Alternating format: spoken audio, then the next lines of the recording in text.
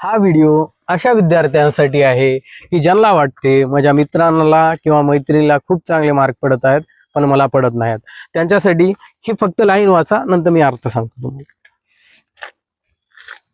याच्यामध्ये लिहून आहे पहा, don't compare your chapter 1 with someone else chapter 10. या वाक्याचा अर्थ काय असते? Don't compare your chapter 1 with someone else chapter 10 म्हणजे तुमची स्टार्ट जेव्हा करायलात ना तेव्हा तुमचं स्टार्ट झालेलं म्हणजे स्टार्टिंगचे मार्क्स जो 2-3 वर्षापासून प्रिपरेशन करत आहे त्याच्यासोबत कम्पेअर करू नका.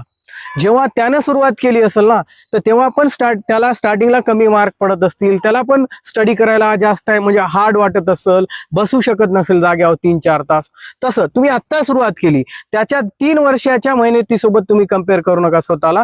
तुम्ही स्वतःला मागच्या दिवशीपेक्षा आत्ता किती चांगलं करत आहात त्याच्यासोबत कम्पेअर करा, दुसऱ्यासोबत कम्पेअर करू नका. हळूहळू कन्सिस्टन्सी जर तुम्ही ठेवलात, हळूहळू स्टडी करत गेलात तर तुम्ही सुद्धा इम्प्रूव्ह चांगल्या पद्धतीने करू शकता. थँक्यू.